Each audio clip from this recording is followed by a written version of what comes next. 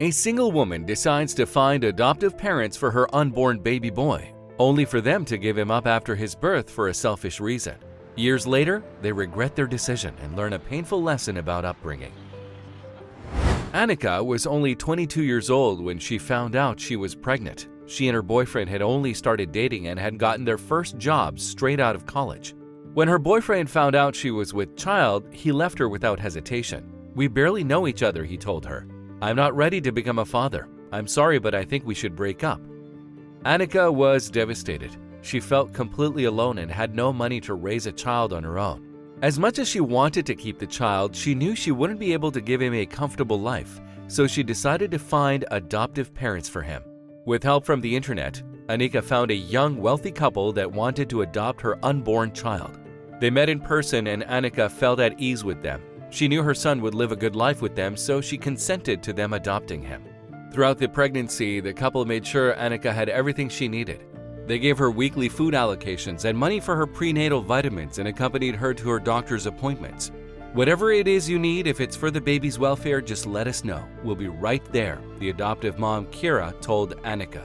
The couple came through with their promise until they finally saw the baby's face. "You deceived us," Tony told Annika. "How could you not tell us something so important about the child? We cannot take him home." Annika couldn't help but shake as the couple confronted her. "What do you mean? What's wrong?" she asked. "Is the child biracial?" Tony asked her.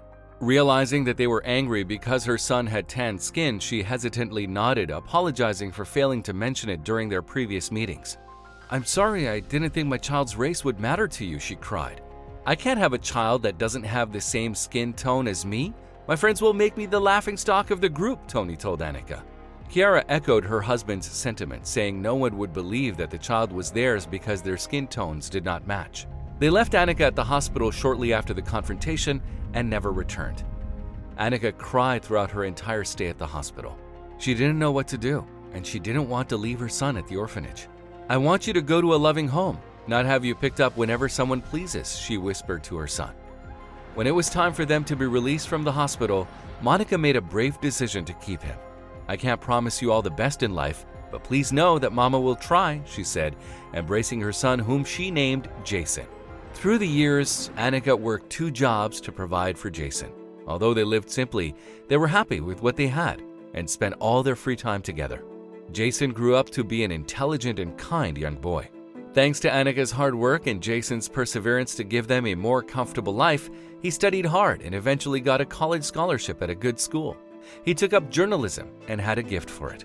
After graduation, Jason landed a job as a primetime news anchor at a famous television station. He was good at what he did and often received accolades for it. Whenever he received an award for his work, Jason always acknowledged his mom for it on air. He would thank her for everything she had done for him, despite all the difficulties she encountered.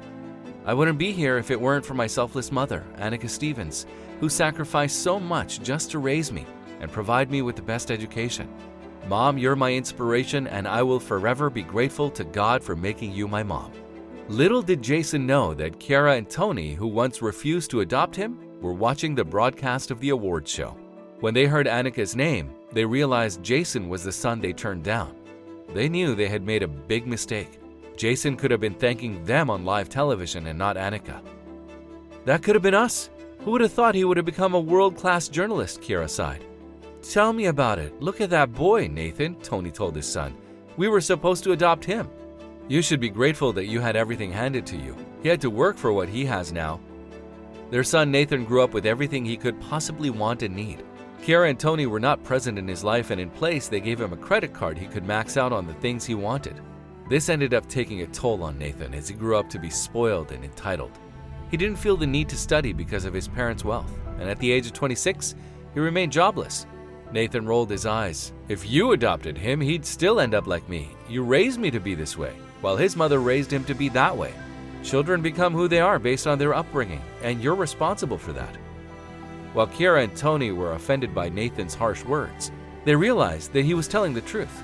Only after they heard this did they come to the realization that they were the only ones to blame for what happened to their child.